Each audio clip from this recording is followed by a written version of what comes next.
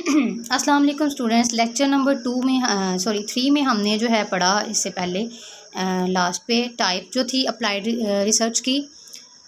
आज हम ये पढ़ेंगे, हमने इसका पढ़ा अप्लाइड रिसर्च क्या होती है, इन बेसिक रिसर्च और इनका कंपैरिजन। तो आज हम फर्दर इसको कंटिन्यू करेंगे इसी टॉपिक को।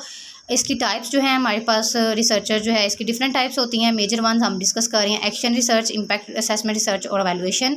एक्शन रिसर्च जो है बेसिकली ये इसमें नॉलेज को ट्रीट किया जाता है एज अ पावर और अबॉलिश कर देते हैं line between the research and the social action, यानी लाइन ख़त्म कर देते हैं रिसर्च के दरमियान और सोशल एक्शन के दरमियान, यानी ताकि आम लोग जो हैं उन तक भी जो भी रिसर्च है, जो भी नॉलेज है वो पहुंच सके और उस पर एक्शन ले सकें।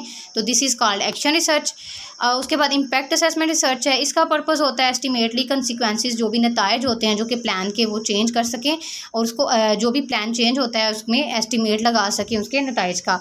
उसके बाद एवेलुएशन रिसर्च है। एवेलुएशन रिसर्च का मतलब बेसिकली क्या होता है, इसका एक क्वेश्चन है, डिड इट वर्क, क्या ये काम करता है।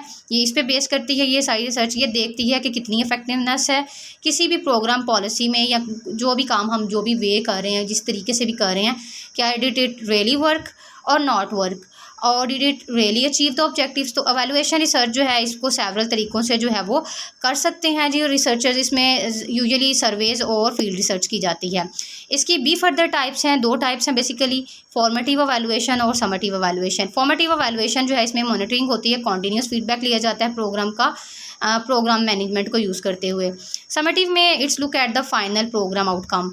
यहाँ पे फॉर्मेटिव में हम जैसे एक रिसर्च प्रोजेक्ट चल रहा है, उसको 3 मंथ का प्रोजेक्ट है, तो उसमें हम डेली बेसिस पे या आफ्टर 1 मंथ जो है वो उसका फीडबैक लेते हैं।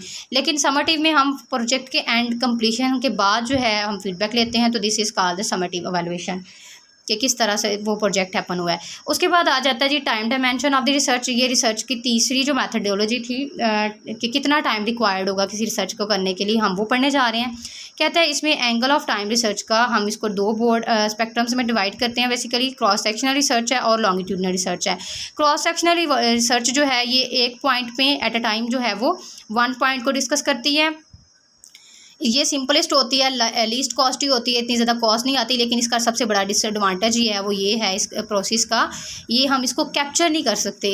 और ये एक्सप्लेनेटरी, डिस्क्रिप्टिव और एक्सप्लेनेटरी और एक्सप्लोरेटरी कुछ भी हो सकती है, तीनों कैटेगरी में किसी एक तरीके से हम इसको कर सकते हैं। उसके बाद आ जाती है लॉन्गिट्यूडनल रिसर्च, टाइम की सेकेंड टाइप जो है। उसमें जो है हमारे पास रिसर्चर जो है एग्जामाइन करते हैं feature of people unit at a more than 1 time. एक टाइम से ज़्यादा टाइम पे लोगों को जो है एग्जामाइन करते हैं, इंटरव्यू कर सकते हैं या सर्वेज वगैरह कर सकते हैं। ये ज़्यादा कम्प्लेक्स होती है, ज़्यादा कॉस्टली होती है rather than the cross sectional research के, लेकिन ये ज़्यादा पावरफुल भी होती है। तो मे बी MCQs में पूछा जा सके विच रिसर्च इज़ मोर पावरफुल, तो this may be the answer. उसके बाद कहता है इसकी भी फर्दर टाइप्स हैं। इसमें time series research, panel study और कोहोरेट एनालिसिस शामिल है। तो फर्स्ट वन है हमारे पास जो है टाइम सीरीज रिसर्च। इसमें कहता है कि इस रिसर्च की जो टाइप है इसमें इंफॉर्मेशन एक ग्रुप ऑफ पीपल से कलेक्ट की जाती है, एक यूनिट से मल्टीपल टाइम ऑफ पीरियड जो है हम लोग कलेक्ट कर सकते हैं। और वन को track the characteristic of student register in the course. और फॉर एग्जांपल यहाँ पे एक स्टूडेंट का जो रजिस्टर है अटेंडेंस का, हम इसको भी या उनके लिए कोई ट्रैकिंग टूल जो है वो बनाया है, तो उसको भी हम as a research time series में देख सकते हैं। उसके बाद पैनल स्टडी, ये पावरफुल टाइप है इसकी।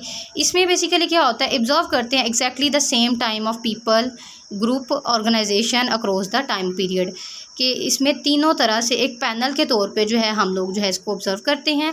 ये basically difficult to carry out करना इस तरह की सर्च को, क्योंकि tracking people over the time often difficult, over the time हमने हर बंदे को देखना जो है वो डिफ़िकल्ट हो जाता है, because some people die, some can not be located. और रिज़ल्ट जो है वो वेल डिज़ाइन पैनल स्टडी के वेरी वैल्यूबल होते हैं वैसे। उसके बाद कोहेरेंट एनालिसिस है। ये सिमिलर पैनल स्टडी की तरह होता है, but rather than observing the exact same people, a category of people who share a similar life experience on in specific time period is studied.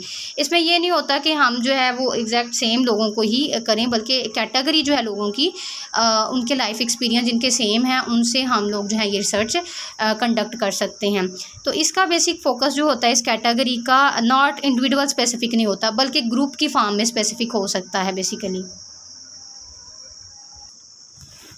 Commonly cohort जो है इसमें all people burn in the same year, यानी कि उन लोगों के group of people जो कि ये इसके लिए ये कंपल्शन नहीं है कि हमने जिस बंदे से पहले रिसर्च कंडक्ट की है या जिससे सर्वे किया है उसी को फॉलो करें, बल्कि सेम ईयर में कोई अगर लोग रिटायर हो रहे हैं, किसी की बर्थ हुई है, कोई उनका जो सेम टाइम फ्रेम है उस पे हम लोग, या जो सेम टाइम पे ग्रेजुएट हुए थे किसी साल में, उनके ऊपर हम जो है स्टडी कर सकते हैं। तो ये basically unlike panel studies researcher don't have to locate the exact same people of the cohort study.